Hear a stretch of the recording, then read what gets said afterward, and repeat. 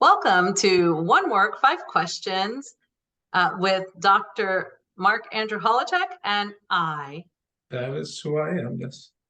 Donna Vitek. And that is Dr. Holowchak. Dun, dun, dun, dun, dun, dun. Today's episode is Jefferson the Wonder Dog. Today's episode is Thomas Jefferson, a letter from Thomas Jefferson to John Adams, dated the 11th of July, 1786. And it was regarding the Barbary pirates. Arr, matey. That was really, really sorrowfully bad, but that's okay. Arg. How's that? Arg.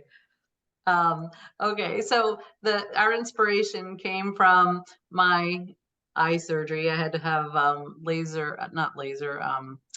retina surgery. I have a tear in my retina, so I have to wear this patch while it heals. So that we thought we'd tie the. You got an excerpt from my favorite movie of all time, Blackbeard the Pirate, right? Yes, Blackbeard the Pirate. Superlative acting, by the way. So let's show viewers as an intro to our episode of your brief excerpt from the movie. Okay, great. So have a listen. Move it back a minute to the minute. Oh yeah, hold on. Let me take it back. There you go. Right I don't know. It started later. You'll have to come with me. When? Perhaps tonight or tomorrow. Love letters, eh? If them two had their hooks on a traitor, looks like she'd say so in these here letters. Ah, you'd think so. Listen to this, 'tis a cackle. My own darling Captain Bellamy. You contemptible, filthy... Chuck the wench out of here. Here's your scuttler, beyond a doubt. Truss him up for the cat first. Then stripe him till he falls, and douse him with salt. And when he comes to, and then let him have it again. Sail off the larboard bow. Can you make her out? She's a galleon. Whirly! Man the guns! All right, that was just fantastic. I'm going to have to go watch that movie. It's my favorite movie. Well, not until hold on one second. Not until we have some lessons for her from Femme Fatale Firearms on how to shoot a gun. I guess so. Who knows? Maybe she was just trying to injure him. You don't know. She might be quite good with the gun. That's not what to do. Okay. And if you killed Blackbeard, the movie would have been over really quickly. What would you do with the last hour and 30 minutes? There goes the series. There goes the book, the movie. Well, first, before we get started talking about the letter to John Adams, I'd like to give a little of Dr. Holowchak's credentials.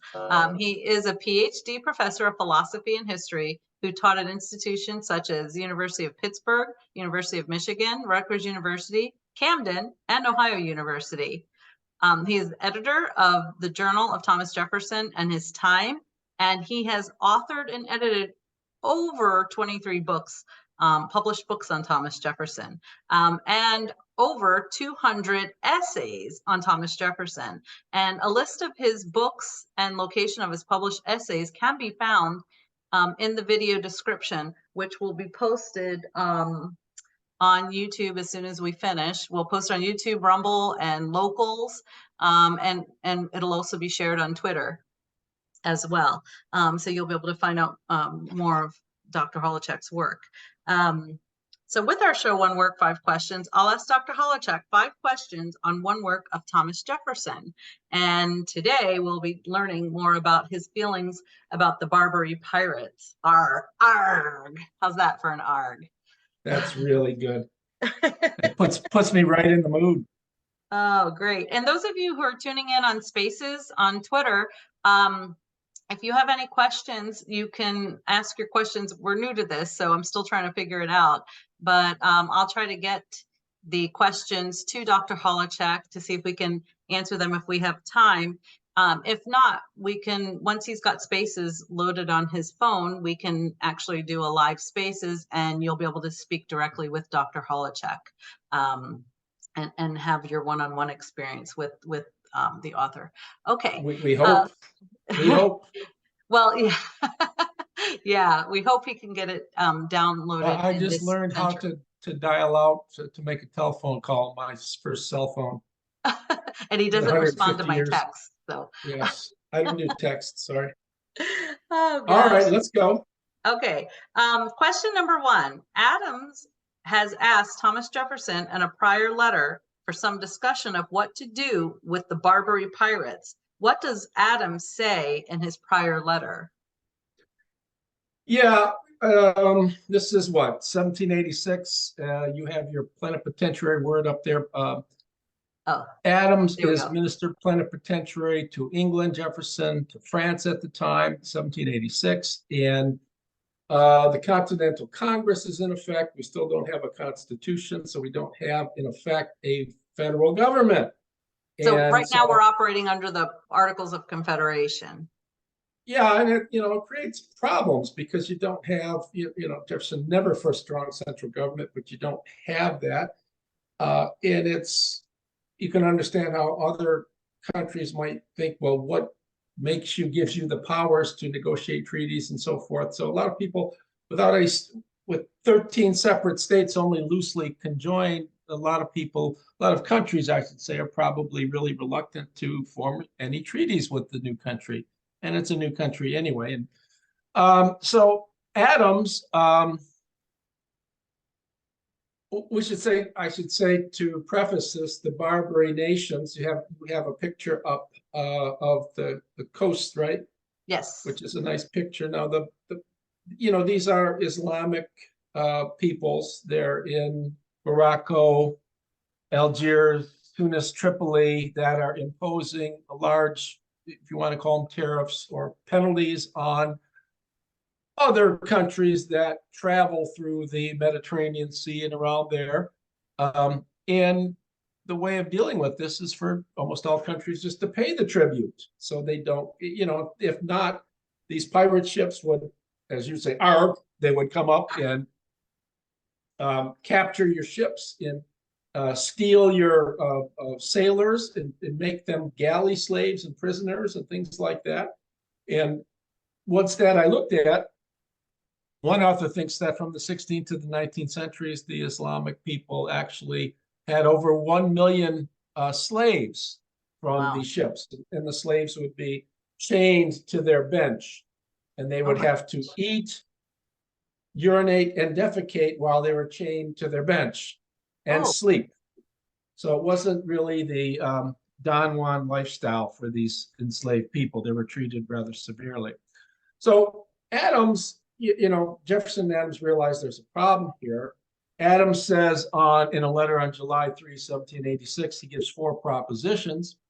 He says, we may at this time have a peace with the pirates, in spite of all the intrigues of the English and others to prevent it, for a sum of money.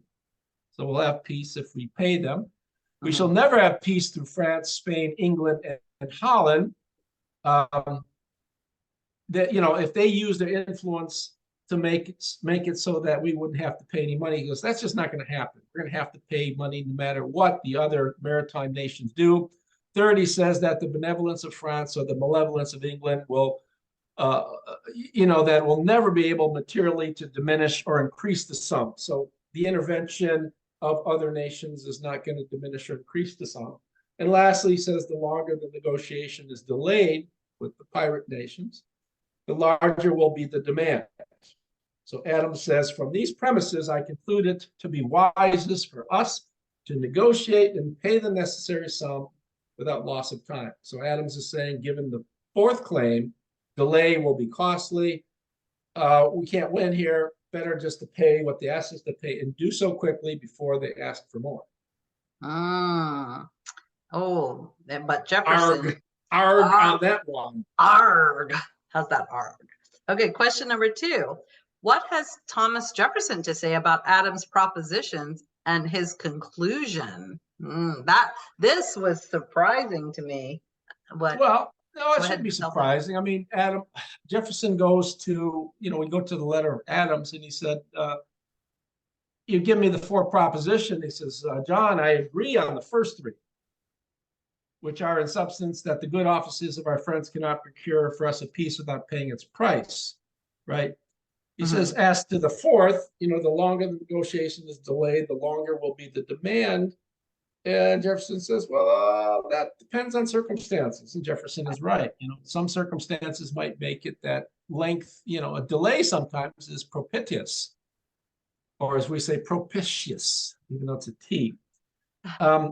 Now, Jefferson talks of, if it's decided that we shall buy a peace, I no reason for delaying the operation, but rather think it ought to be hastened. But I should prefer the obtaining it by war. That's what surprised you. That is what surprised me. Yeah.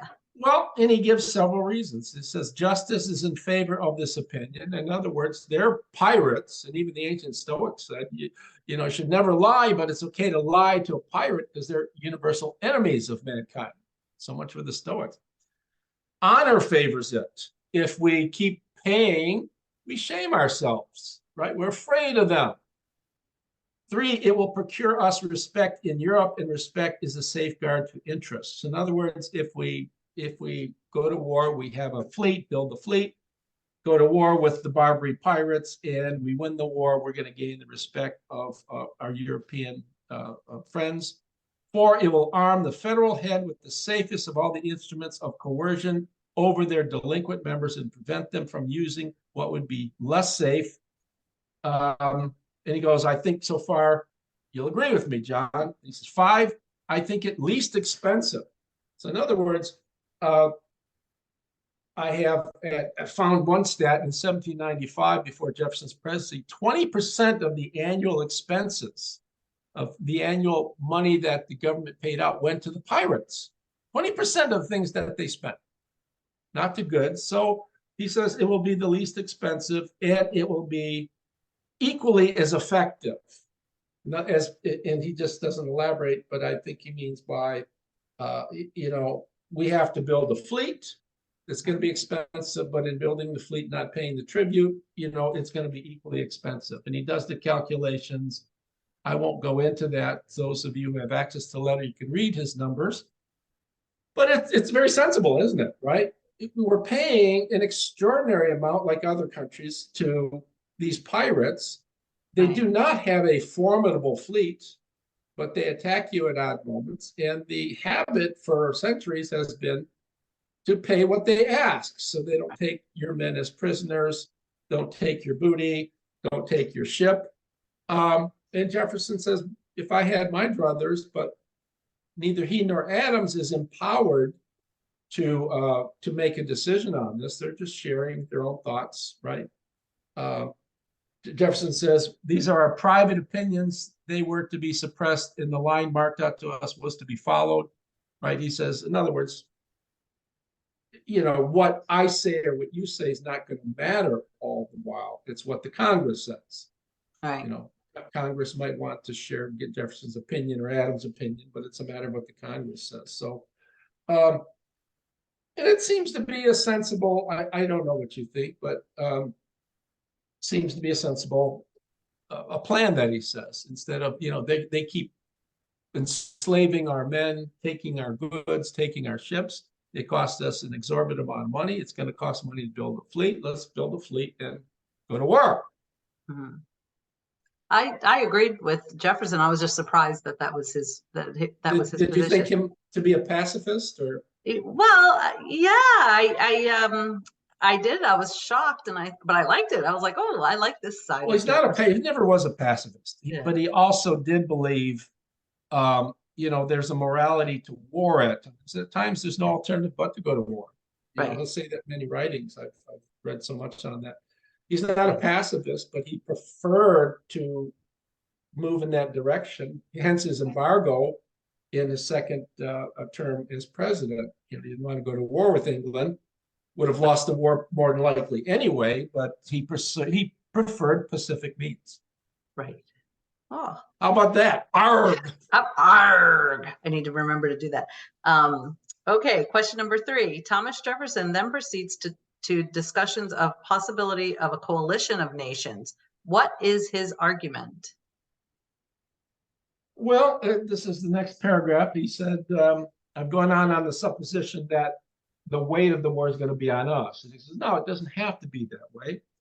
Naples will join us, right? Every principle of reason tells us that Portugal will join us, and so forth. And he goes on to say, Naples, Portugal's Italy, Portugal, the larger nations like France, Holland, in England, probably not. But if we start a coalition, maybe the larger nations will jump on board, and that's his argument. It's a simple argument, and I've read much on and forgotten most of what I read on the Barbary pirates in Jefferson. It's just not my keenest area of interest. Military affairs are not so exciting to me, but they are to many others. Arg. But Jefferson's argument seems very sensible, does it not? Okay, Yes. Why are we paying money for not just so people don't attack us? When let's build up a fleet, attack them, and get it over with. Yeah, I think he believed that even if he paid the money, they would still attack anyone. I don't think he trusted them to uphold their end of the bargain, the deal. Probably not, and that's Right. why a whole-scale war had to be undertaken. Jefferson's coming back up on my lap. Oh, there's the real Jefferson. There is. What do you think? Can you do arg, Jeff? You're not. He snorted. That's not quite an arg. Okay, let's go to question number 4. We have some pictures of the Barbary pirates. And for those of you in Spaces, you'll be able to watch the video and you'll see the pictures of the pirates. Some of the yes, okay. They certainly were feared. Yes, very much so. Okay, question number. Oh, I'm sorry. Go ahead. No, just go ahead. Okay, question number 4. Thomas Jefferson concludes his letter to Adams with some skepticism about his thinking and his plan of handling the pirates. Is Thomas Jefferson really confused, or is he being polite with Adams, who thinks otherwise? He's being polite. He says in the second, the penultimate paragraph of the letter, second from last, these are the reasons which have influenced my judgment on this question. I give them to you to show you that I am influenced by a semblance of reason, at least, not with an expectation of their changing your opinion. So Jefferson is arguing that, look, Adams, you've come out with a set of 4 premises here. And for the most part, I agree with all of them, except maybe the 4th. And, not all that much hinges. And the 4th dealt with, should we pay them now or wait? Jefferson says, look, I agree with all your premises, but I don't agree with your conclusion. He says, you have viewed the subject, I am sure, in all its bearings. You have weighed both questions with all their circumstances. You make the result different from what I do. The same facts impress us differently. This is enough to make me suspect an error in my process of reasoning, though I'm not able to detect it. Right. So he's oftentimes when you do reasoning or logic, you look at an argument and you'll follow the premises through every step of the argument, and the argument seems perfect. Right. Yeah. You agree with every premise, and then the premise inescapably or very close to inescapably supports a conclusion, but you don't like the conclusion. And so what is the difference between Adams and Jefferson? It's not quite clear. Jefferson is just arguing, he brings in some additional premises that if we go to war, we're not going to be spending any more money. Right. I think Adams would presuppose, well, look, if we go to war, we've got to build up this massive fleet. We're going to spend a lot of money that we don't have at this juncture. Right. and it's going to be more. And Jefferson says, no, at this juncture, it's not going to cost us anymore. Jefferson's probably wrong there. To build up the fleet and everything is going to cost in the short term more money. But, you know, what Jefferson is probably hiding, that if we deal with this problem forcefully, we can eliminate the problem completely, Okay. right? So he's being polite with Adams. He says, look, you've looked at the same premises I do. You make, you know, you come to a different conclusion, right? And that's happened sometimes where you look at, and I doubt that they're looking at the exact same premises, because Jefferson's smuggling in premises about the cost that to which Adams wouldn't agree. Adams would say, no, it's going to cost us more in the short term. But Jefferson was always anti-paying tribute to the pirates. Right. Okay. Arg. Arg. There you go. That was Question a good number. arg. That was arg. Question number 5. Hopefully within 40 minutes, I'd get better at it. As president, Thomas Jefferson puts into practice aggressive measures against the Barbary pirates. What happened, and were his actions successful? Oh, I can't go into completely what happens, because you know, that would take us. It's a long discussion, and I don't have the wherewithal at this point to go into that discussion. Didn't study it then. I've read enough on this over time, and I've forgotten a lot. But in effect, like you said, he does have he does have a fleet of 4 ships or so that sails into the coastal areas. If you want to bring that map up, maybe that would be good again. Okay. Oh, wait. He brings the he brings the 400, I mean the 38 gun brigade, a frigate, Philadelphia. And what he wants is to have a blockade of Algiers, right, in the map there. And it's successful, you know, but at some point, the lieutenant captain that is ahead of this, I can't think of his name at this point, hands over, you know, the blockade to William Bainbridge, and Bainbridge sends the Philadelphia chases after a pirate ship, sends it too close to the coast, where it falls into shallow waters, and the ship can't be extricated, so it's captive it becomes captive, and it's a big ship, huge ship, and it's a very important ship. So the blockade is in trouble here.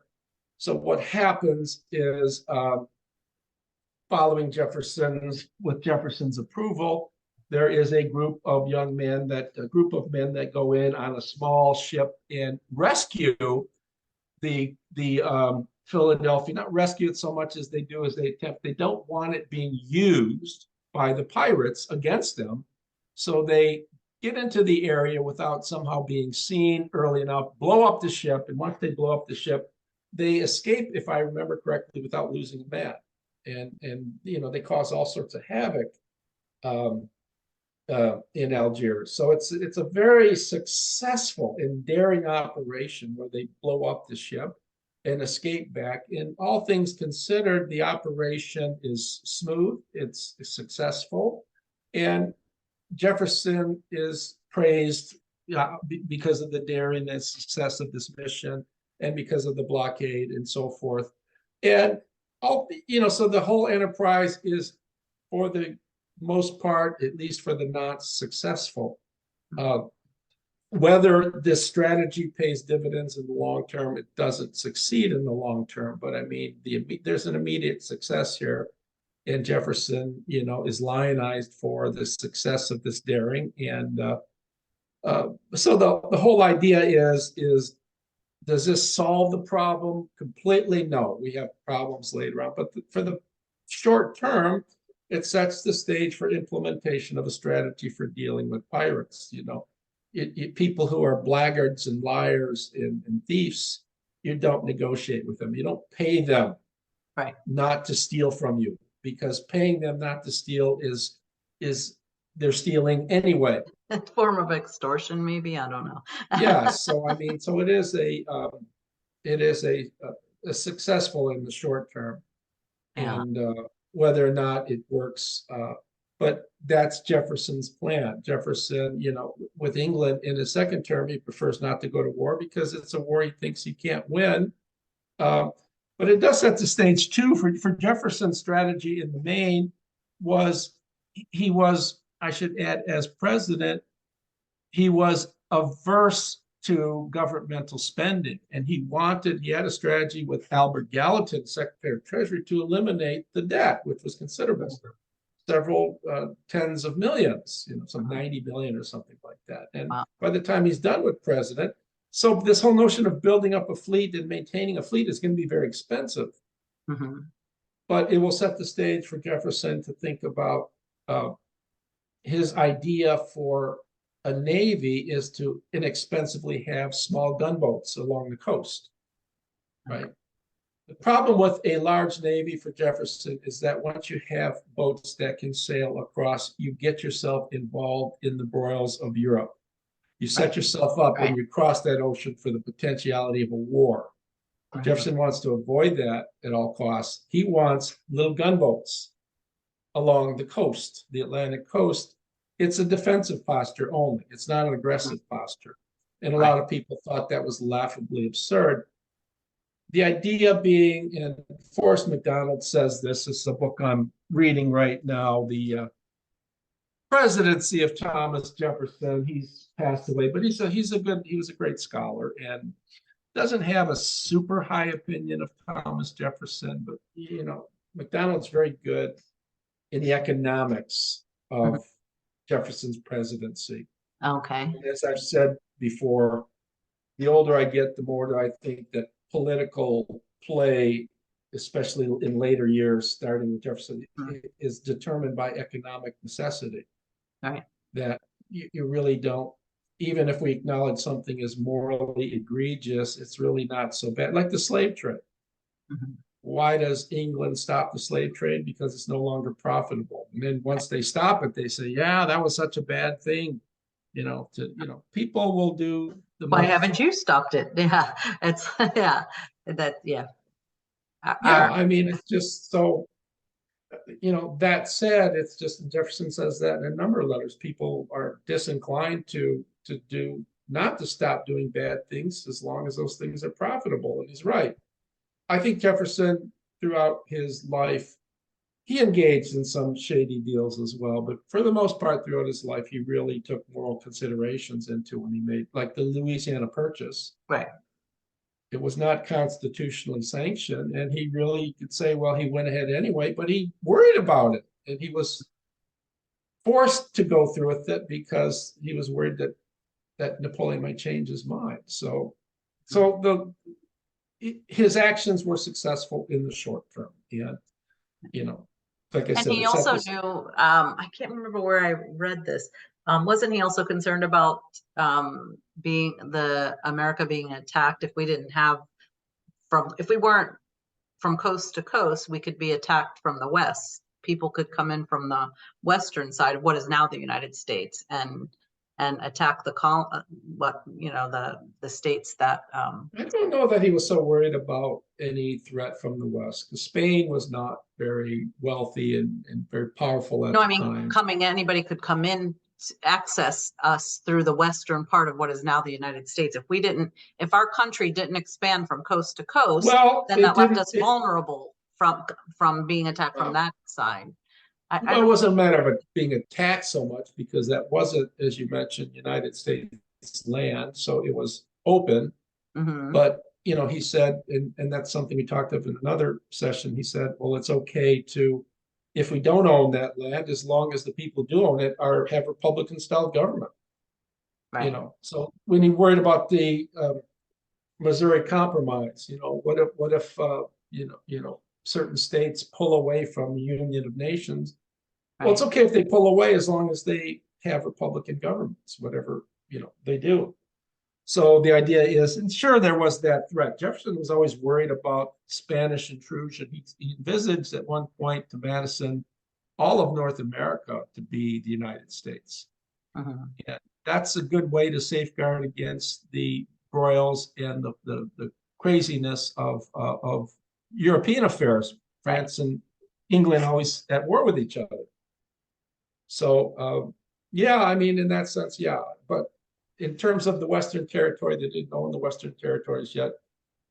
Jefferson, as president, has the Lewis and Clark expedition. So they go try to find through the Missouri River a route to the Pacific Ocean. He was hoping it led to, and it didn't. The idea is clearly he had in mind, he talked of it being a scientific. No, he had in mind at some point, this could all be the United States. Let's just scope it out. And he was the most land conscious president, if not American diplomat person in perhaps American history. Wow. I say that because as a lawyer, he was always, land speculation was enormous. Okay. When the American Revolution was over and the colonists defeated Britain, and all that land outside of the 13 states was ceded to America. What are you going to do with it? You've just come in position. This is before the Louisiana Purchase. There's a lot of disputed territory. So, a lot of people like Hamilton says, hey, speculate, let's buy it up, and then we could sell it for 3 times, 4 times, 5 times the price. Right.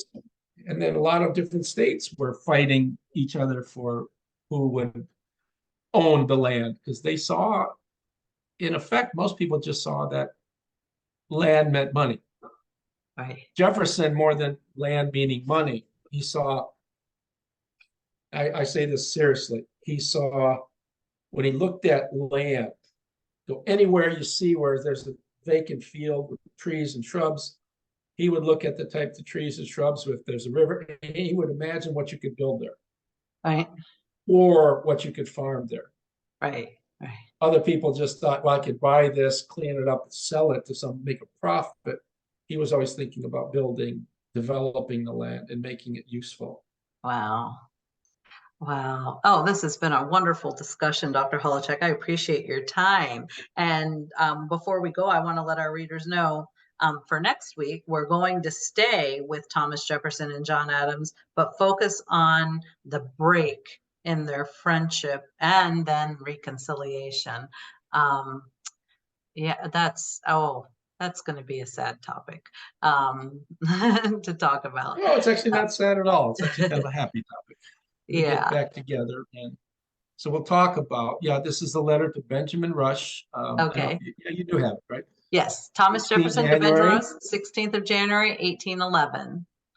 And Dr. Benjamin Rush was the person trying to get these two lions of the Continental Congress, these two founding fathers, back together again, because he realized, Washington's dead, and perhaps the 2 largest figures in the minds of most people, the 2nd and 3rd president of the United States, they should be talking to each other. They were dear friends in the Congress.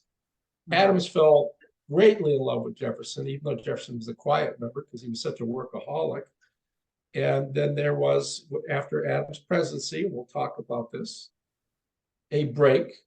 Adams was upset about not winning the presidency, as well as he did some things that pissed Jefferson off.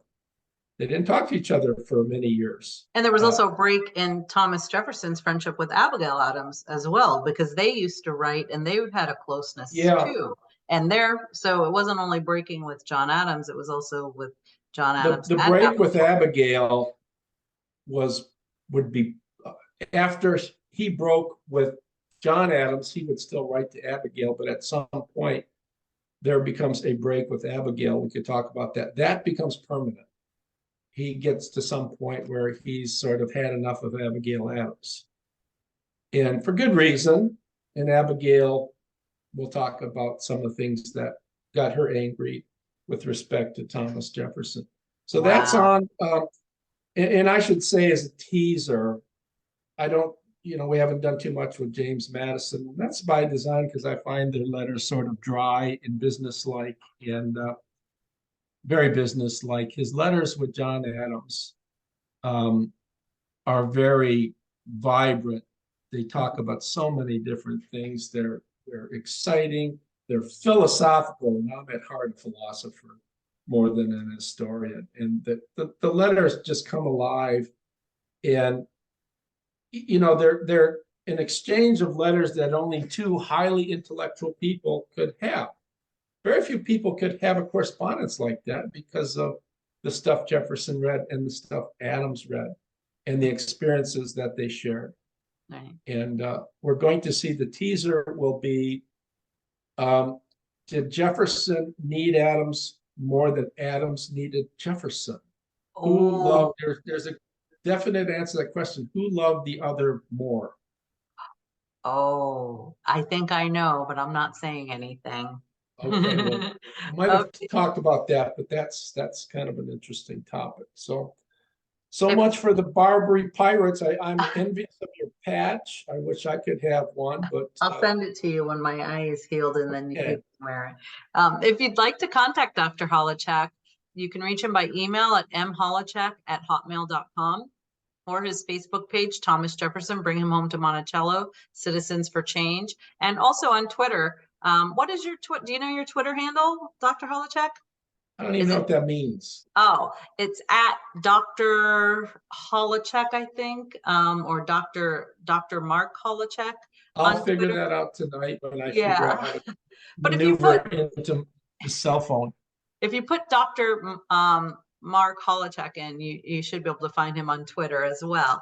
And like I said, once he's got his Twitter on his phone, we'll be doing some spaces on Twitter, and so we can have audience participation in our conversations about Thomas Jefferson, because we know how much America loves our founding father. So we want to be able to talk to everyone and have and for that, those spaces, you know, they can be in response to the 1 word 5 questions. The only qualification I would add is that keep comments and questions relevant to what we have done. Right. It's so difficult, for example, to want to say, how does this apply? What Jefferson, what would he have done today? Those are very interesting questions, by the way. Those are questions I can't quite well answer because the times are so different. Those are the questions people want to know. Right. Which is why you can't, you know, because you can't, like, what would Jefferson say about the Second Amendment, for example? I don't know. Because the times that are so was a big one on radically Twitter Spaces, different. the conversation we got into. What would he say about the transgender issues and everything today? Of course, I think he would be disgusted by that because he was such a conservative when it came to that. But the times were so different. It's so hard to answer questions like that. Information, the information we have today wasn't available back then. You know, we're more civilized as a society now, emotionally. We understand. Well, you can't say that. If you talk about being civilized, you're making an arrogant claim because of all the expropriations we have, all the bad things we still do. Yeah. Right. Yeah. Not a perfect You gotta society. focus. You're not thinking, Donna. Focus on the negatives. Don't focus on anything good that's going on today. Focus on the negatives. Okay. Yeah, my eye hurts. Okay.